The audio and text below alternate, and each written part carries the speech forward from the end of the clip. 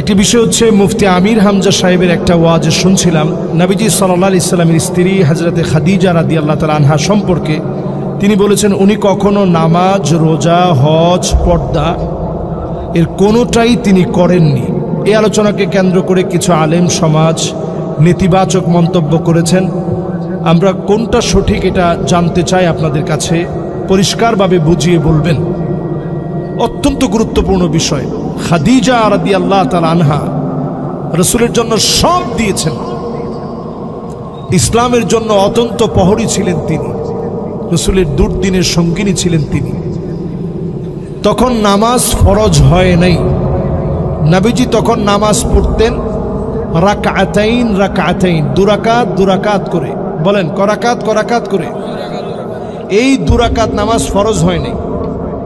তাতাওয়ান, আল্লাহকে খুশি করার জন্য দুরাকাত নামাজ পড়তেন। এই নামাজ আম্মাজান খাদিজা রাদিয়াল্লাহু তাআলা আনহা নবীজির সঙ্গে পড়েছেন। পর্দা তখন ফরজ হয় নাই। হজের বিষয় তখন আল্লাহ তাআলা ফরজ করেন নাই। যে বিষয়গুলো বলা হয়েছে একটাও তখনও ফরজ হয় নাই। তবে এই বিষয়টার উপস্থাপন ভঙ্গি আরো সুন্দর হতে পারত। এরকম যেন না হয় এক ওয়াক্ত নামাজ পড়ে নাই, একটা রোজা রাখে নাই, এটার ভঙ্গিটা এরকম না হয়। কারণ ওয়াজের ভঙ্গি তো এক এক সময় এক এক রকম হয়, স্বাভাবিক না? যেমন আমি কথাটা বলতেছি একরকম, এখন আমি যখন সুর দিয়ে বলবো বিষয়টা আরেক রকম হবে। তবে খেয়াল রাখতে হবে, আম্মাজানদের ক্ষেত্রে কথা বলার ক্ষেত্রে অত্যন্ত সাবধানতা অবলম্বন করে কথা বলতে হবে। এটা সাধারণ বিষয় না। উনি বুঝাতে চেয়েছিলেন যে বিষয়টা অত্যন্ত সুন্দর, কিন্তু সুন্দর বিষয়টা হয়তো উপস্থাপন ভঙ্গিতে কিছু ঝামেলা হওয়াতে কেউ সমালোচনা করতে গিয়ে উনার মা তুলে যদি গালি দেওয়া হয়, গালি দেওয়াটা সম্পূর্ণ ফাসেকি। এই ফাসেকি কাজ এটা করা, এটা মুসলমানের জন্য কোনোভাবেই উচিত হতে পারে না। গালি দেওয়া এটা ফাসেকি কাজ। ফাসেকরা গালি দেয়।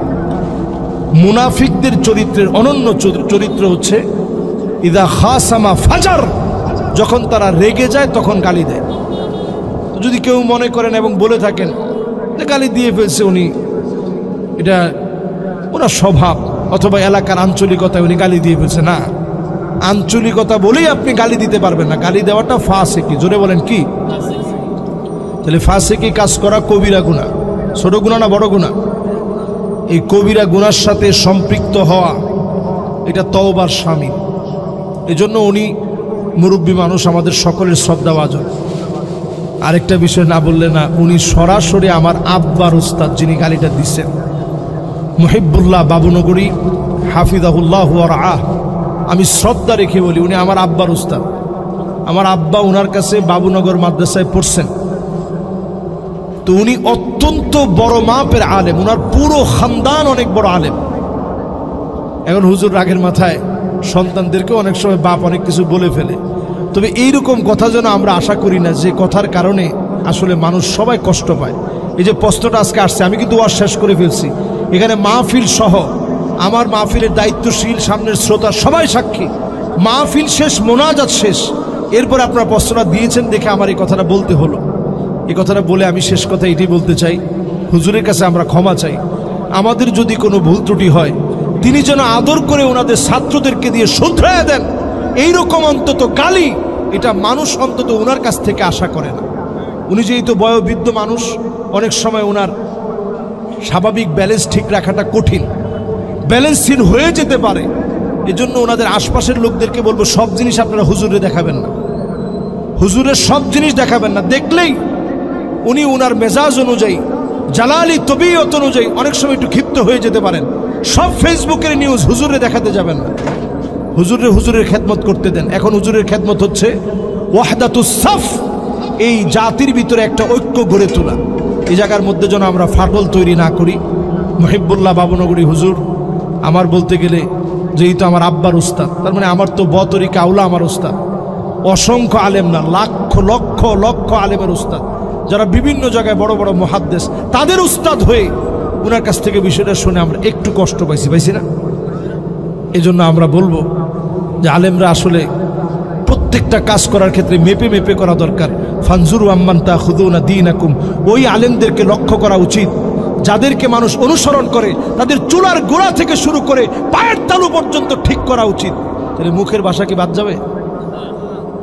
সবটা ঠিক করা উচিত। এজন্য আমরা কথার মধ্যে যদি কোনো ভুল করি, আল্লাহর রাস্তায় আল্লাহ আমাদেরকে মাফ করে দিক। আমাদের উস্তাদ মুহিব্বুল্লাহ বাবুনগরী হাফিজাহুল্লাহ ওয়া রাআহ হুজুরকে আল্লাহ তাআলা ক্ষমা করে দিক। আমাদের কথা যেন মার্জিত হয়, সুন্দর ভাষাভাষী হয়ে আমরা যেন ফাসিহুল লিসান হতে পারি, সুন্দর ভাষায় বাকপটুতার সঙ্গে আমরা যেন কথা বলতে পারি। আল্লাহ যেন তৌফিক দান করেন, পড়ে না আমিন। উত্তর পাইছেন তো আপনারা? এজন্য আমরা নিজেরাও গালাগালি না করি, কাদা ছুড়াছুড়ি না করি। ওনারও আমরা মন থেকে দোয়া করি ওনার জন্য, যে উনি যেন ঠিকঠাকভাবে সুন্দরভাবে জাতির নেতৃত্ব দেয়। উনি আমাদের জাতির রাহবার। আল্লাহ যেন ওনাকে এই সময় কবুল করেন, কোনো ফিতনা যেন তৈরি না হয়। আমিন। আসসালামু আলাইকুম ওয়া রাহমাতুল্লাহি ওয়া বারাকাতুহু। আসসালামু আলাইকুম প্রিয় ভাই বন্ধুরা, ভিডিওটা শুরু থেকে লাস্ট অবধি দেখার জন্য অনেক অনেক ধন্যবাদ। আর এরকম ভিডিও প্রতিনিয়ত পাওয়ার জন্য আমার চ্যানেল সাবস্ক্রাইব করে আমার পাশে থাকবেন। অবশ্যই প্রতিনিয়ত এরকম সুন্দর সুন্দর ভিডিও আপনাদের জন্য উপহার হিসেবে নিয়ে আসবো। তার সবাই ভালো থাকেন, সুস্থ থাকেন। আল্লাহ হাফেজ।